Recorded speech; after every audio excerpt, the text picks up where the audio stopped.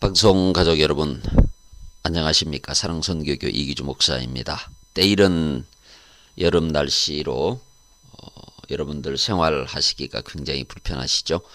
건강 조심하시고 환경에 불평 불만하지 말고 감사함으로 살아가시면 영육 간의 풍성한 은혜의 기회가 될 것이라고 생각을 합니다. 사무엘상 2장 12절 말씀입니다. 엘리의 아들들은 행실이 나빠 여호와를 알지 못하더라. 잠시 동안 엘리 가정에 대해서 말씀을 나누기를 원합니다. 엘리는 기원전 1070년경에 이스라엘의 제사장이었고 또 선지자이기도 했습니다. 사무엘을 양육한 사람이기도 하고요. 홈리와 비느하스라고 하는 두 아들이 그에게 있기도 했습니다. 엘리의 아들들에 관한 성경의 기록은 전부 부정적인 기록만이 있습니다. 긍정적인 기록은 하나도 없습니다. 오늘 본문의 말씀도 보면 엘리의 아들들은 행실이 나빠 여호와를 알지 못하더라 이렇게 기록하고 있지 않습니까? 자식에 대한 부모들의 마음은 언제나 한결같죠. 어떻게 하면 더 잘 양육하고 교육해서 성공할 수 있는 성공한 삶을 살게 할까, 행복한 삶을 살게 할까, 믿음 생활을 더 잘하게 할까라고 하는 안타까운 그런 마음들을 모두 다 가지고 있을 거라고 생각을 합니다. 엘리에게도 그런 마음이 분명히 있었겠죠. 그러나 결국 엘리의 가정은 두 자녀를 양육하는 일에 실패하고 말았고 결국 그 교육의 실패는 그의 인생의 실패가 되고 또 그의 가정의 실패가 되고 말았습니다. 에베소서 6장 4절 말씀은 아비들아 너희 자녀를 노엽게 하지 말고 오직 주의 교양과 훈계로 양육하라 이렇게 말씀하고 있습니다. 오늘 우리가 하나님께서 우리에게 맡겨주신 우리의 자녀들을 하나님의 말씀으로 잘 양육해 가야 될 것입니다.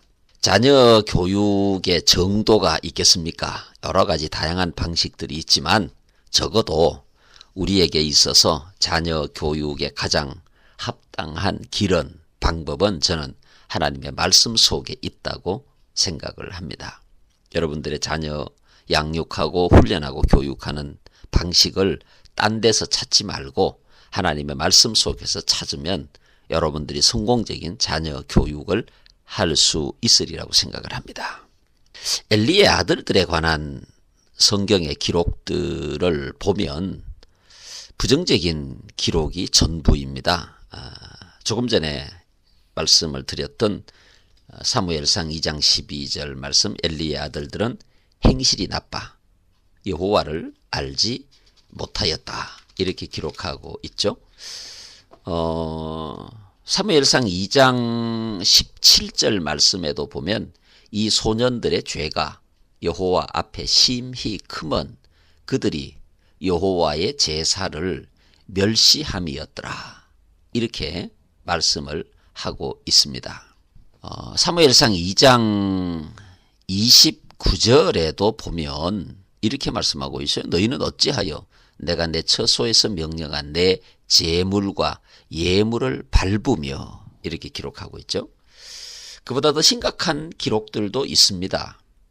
사무엘상 2장 13절에서 16절 말씀에 보면 이렇게 기록하고 있습니다. 그 제사장들이 백성에게 행하는 관습은 이러하니 곧 어떤 사람이 제사를 드리고 그 고기를 삶을 때에 제사장의 사환이 손에 새 살 갈고리를 가지고 와서 그것으로 냄비에나 솥에나 큰 솥에나 가마에 찔러 넣어 갈고리에 걸려 나오는 것은 제사장이 자기 것으로 가지고 실로에서 그곳에 온 모든 이스라엘 사람에게 이같이 할 뿐 아니라 기름을 태우기 전에도 제사장의 사환이 와서 제사 드리는 사람에게 이르기를 제사장에게 구워 드릴 고기를 내라.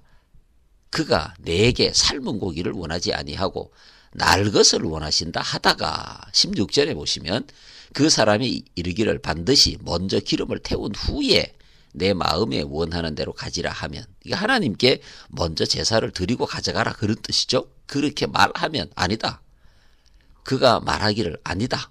지금 내게 내라. 그렇지 아니하면 내가 억지로 빼앗으리라 하였으니, 엘리 제사장의 두 아들이 이렇게 행동했다는 겁니다.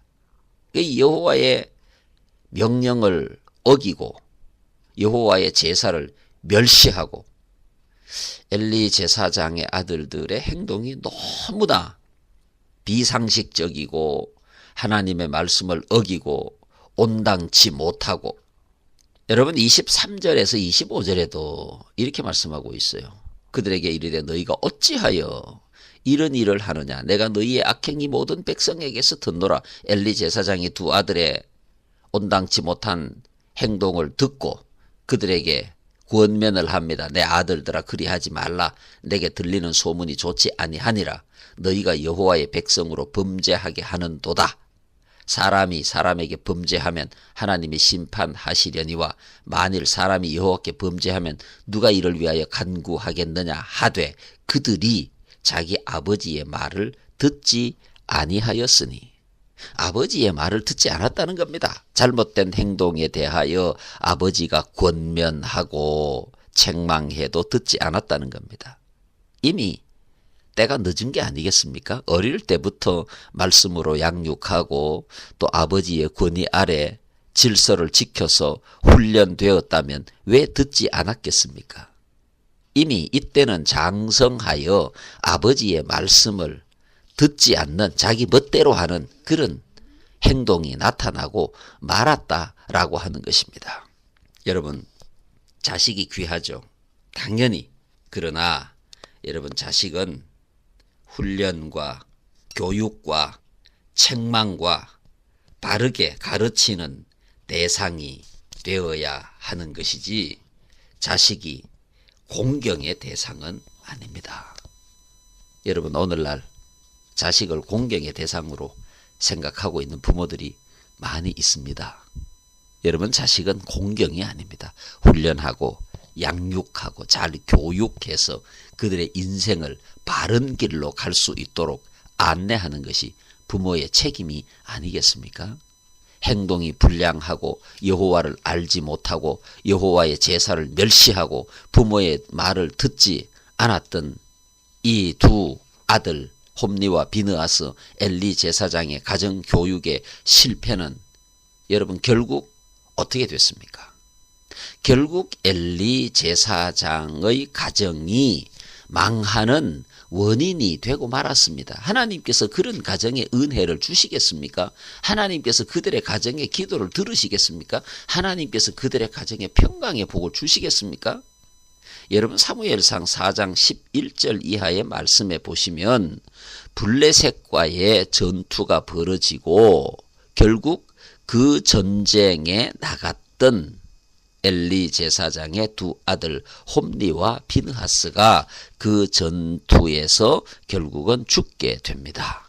두 아들이 전쟁에서 죽게 되고 나이가 98세가 된 엘리 제사장이 전쟁의 소문을 기다리며 앉아서 기다리다가 의자에 앉아서 기다리다가 여러분 17절 18절에 보시면 홈리와 비느하스가 죽임을 당하였고 하나님의 괴는 빼앗겼고 이런 소식을 들은 엘리가 자기 의자에서 뒤로 넘어져 문 곁에서 목이 부러져 죽었다. 성경이 이렇게 쓰고 있습니다. 뿐만 아니라 19절에 보시면 그의 며느리인 비느하스의 아내가 임신하여 해산 때가 가까웠더니 하나님의 괴를 빼앗긴 것과 그의 시아버지와 남편이 죽은 소식을 듣고 갑자기 아파서 몸을 굽으려 해산하고 죽어갈 때에 이렇게 말씀하고 있습니다. 여러분, 홈리와 비느하스가 전쟁터에 나가서 죽게 되고 아버지는 의자에서 뒤로 넘어져 목이 부러져 죽고 며느리는 아기를 낳다가 죽게 되고, 여러분 더 심각한 것은 22절에 보시면은 여호와의 영광이, 하나님의 영광이 이스라엘에게서 떠났다 이렇게 기록하고 있습니다. 방송 가족 여러분, 자녀는 우리의 희망입니다. 자녀는 우리의 소망입니다. 그러나 이 자녀가 우리의 불행이 될 수도 있습니다. 어떻게 훈련하고 교육하고 양육하느냐에 달려 있습니다. 하나님의 말씀으로 잘 양육하셔서 여러분의 희망이 되고 소망이 되고 보배가 되고 기쁨이 되시기를 축복합니다. 다음 주에 뵙겠습니다. 사랑선교교회 이기주 목사였습니다. 안녕히 계십시오.